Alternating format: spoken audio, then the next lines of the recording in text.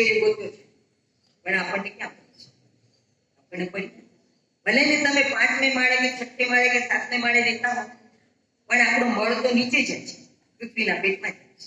એટલે આપણે માફી માંગી, સોરી અમે ન નાખવાનું તમારી ઉપર નાખ્યું, પણ શું કર્યું?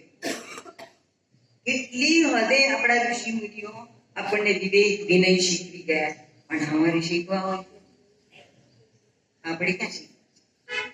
મેં સુંદર મજાની 82 પુસ્તકો લખ્યા, એમાંથી 2 તો મોટા મોટા ગ્રંથો છે. એક ભાગવત છે, એનું નામ છે નિરામય ભાગવત, એટલે કે આ બ્રાહ્મણો બધા મારી જોડે ઝઘડી શકે કે અમે આમે પણ ભાગવત શીખીએ. હા, એમ જ છે. નિરામય ભાગવત. પછી વિષ્ણુ સહસ્ત્ર નામ સ્તોત્રની ઉપરના બધા જ હજાર નામ ઉપરના મારા પ્રવચનો મેં એક પુસ્તકમાં લખેલા છે, અને એ તો આપેલા છે, કોઈ જગ્યાએ મેં આપેલા છે.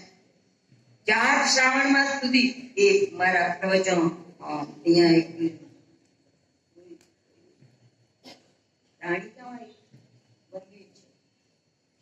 અને ત્યાં આગળ મેં પ્રવચનો કરેલા છે. લક્ષ્મીનારાયણ દક્ષિણ હિન્દુ મંદિર છે, આટલું બધું કામ કર્યું છે. અને એટલી બધી ચોપડીઓ વેચાણી, ચોપડી ના કહેવાય, મોટા મારા ગ્રંથ છે, વેચાણા છે કે ના પૂછો વાત. પછી હું કહું કે આ તમે લઈ જાઓ છો, માટે વાંચીએ છીએ ને વંચાવીએ પણ છીએ. કેટલાક આવાય માણસો, કેટલાક એવા માણસો છે કે જે વાંચતા જ નથી, અને કેટલાક એવા છે કે જે વાંચે પણ છે અને વંચાવે પણ છે. હમણાં બહુ ગીતાનો બહુ વાવડ કહેવાય, વાવડ. મને બહુ વિશ્વાસ નથી ગીતાની અંદર બહુ સરસ મજા. એ હમણાં તમને કહ્યું ને, કીર્તિ હોવી જોઈએ. તમને આવડે છે? આવડે છે. ગીતા આવડે? આટલું આવડે? આવડે. આવા કીર્તિમાં આપણે કીર્તિ શ્રી. પછી બીજો ગુણ કીધો છે શ્રી. શ્રી એટલે શું ખબર છે? તમે કહેશો લક્ષ્મી. શ્રી એટલે શોભા. કઈ વાતમાં આપણી શોભા હોય એ પ્રમાણે જોવું. આમ ફુગા પાડીએ, એમાં કઈ આપણી શોભા? સીધું સાદું માથું ઓળી નાખ્યું. હું તો એક જ વાર માથું ઓળું તો વાત. પછી મારે સાંજના ક્યાંક ભાષણ કરવા જવું હોય ને, તો બપોર શું થાય? તો બપોરે શું થાય? તો બગડી જાય તો ઓળવું પડે. આ નખ વધે તો કાપવા પડે. આ એવા જ વાળ છે, આપણે નથી કાપવા. તો વાળની જોડે બહુ મોહબત કરવા જેવી છે. તો આપણી શોભા શેમાં છે એ જાણવાની જરૂર છે. શ્રીનો એક બહુ જાણીતો અર્થ, શ્રી એટલે પૈસો. તો આપણે એને દાન આપવું જોઈએ.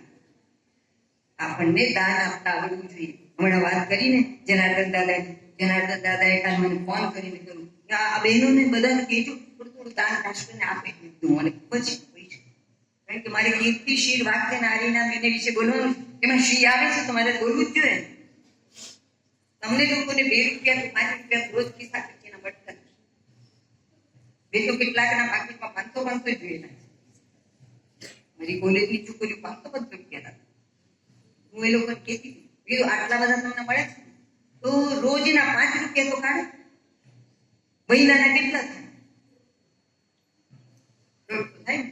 1.5 તો બહુ લાગે. રોજનો એક ગણીને 30 રૂપિયા કાઢો. શું કરવાનું? નેશનલ ફંડમાં આપી દો. એવી રીતે આપો. એ પણ એમણે મને સમજાવ્યું હતું, પણ મારે અત્યારે કઈ તમે સમજાવવું, આ કોઈની પણ પાસેથી તમે સમજી શકશો. આટલું આપવું જ જોઈએ. દેશને આટલું આપણે ના આપીએ તો કોઈ અર્થ નહીં. આ મોટી લડાઈ થાય, લડાઈ કરવી બહુ અઘરું છે. એક રાફેલની કિંમત કેટલી છે તેના છાપામાં વાંચ્યો છે, તમને ખબર પડે. તો આપણે મદદ કરવી જોઈએ.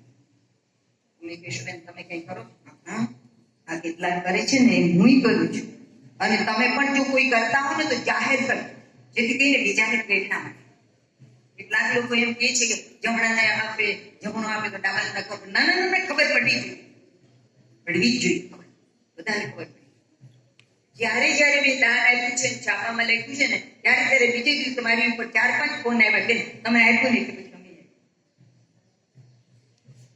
મેં એક વખત છાપામાં એવું વાંચ્યું કે કોઈ સૈનિક એમ કહેતો હતો કે અમને ખાવા,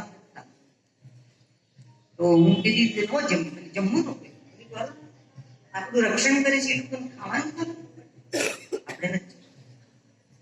પછી હું ગઈ કલેક્ટરની પાસે, મારે પૈસા આપવા છે, 1 લાખ રૂપિયા આપવા છે. આ સૈનિક પણ મોકલી. એને મોકલી દીધા. પછી પહોંચ પણ આવી. પછી હું છાપામાં આવ્યું. મને કઈ છાપે ચડવાનું મોહ. પણ મેં આટલા માટે આવ્યું કે બીજાવાનો પણ સારા. 2-3 જણાનો મારી પર ફોન આવ્યો. બેન અમે પણ પછી અમારી ગતિ અને અમારી કેવટ પ્રમાણે આપીએ. પછી એને મહિને શ્રાવણ મહિનો મને થયું આ બધાને આપણે રાખડીઓ બાંધી એટલે મેં પાછા રાખડીઓ મોકલ્યા સૈનિકો. પછી મને થયું કે આનો કઈ આપે ને 2 વખત આપી દીધું. એના શું દર મહિને 1000 રૂપિયા આપવા દે. કોને? જે સૈનિકો ગુજરી ગયા, જયારે આપણે માટે, આપણા દેશ માટે એને પોતાનું જાન આપી દીધું, એના પરિવાર માટે આપે. તો આ જનાર્દન દાદા છે ને એ કામ પણ કરે છે. પરિવાર માટે પણ એ બધું ભેળું કરે છે અને પરિવારોને મોકલે છે. એટલું નહીં, છાપામાં એ પરિવારના બહેનોનું નામ પણ આપે છે કે આને આને આને આને મળ્યું. તો હું દર મહિને 1000 રૂપિયા આપું. પછી એક વખત મને વિચાર આવ્યો કે મારો જન્મદિવસ આવે ને એ દિવસે હું 12000 રૂપિયા આપ્યો. એક તરફ દિવસ જીવો કહેવાય, 12000 રૂપિયા આપું. ગીતાની અંદર ભગવાને કહ્યું છે દાતવ્યમ ઇતિ યત્તાનમ. દેવા માટે દેવાનું, બસ હુકમ દેવાનું એવું કાંઈ કારણ નથી. આપણને આપણું રક્ષણ કરે અને દાન આપે. દાતવ્યમ ઇતિ યત્તાનમ દીયતે અનુપકારી. આપણે આપણી ઉપર એનો ઘણો બધો ઉપકાર છે, એની ઉપર આપણો ઉપકાર થાય. આ બધી વાત ભૂલી જાઓ. દીયતે અનુપકારી, એ આપણું ભલું કરવાનો હોય કે ન કરવાનો હોય, યોગ્ય માણસ છે દાન આપે. એને દેશ નહીં મળે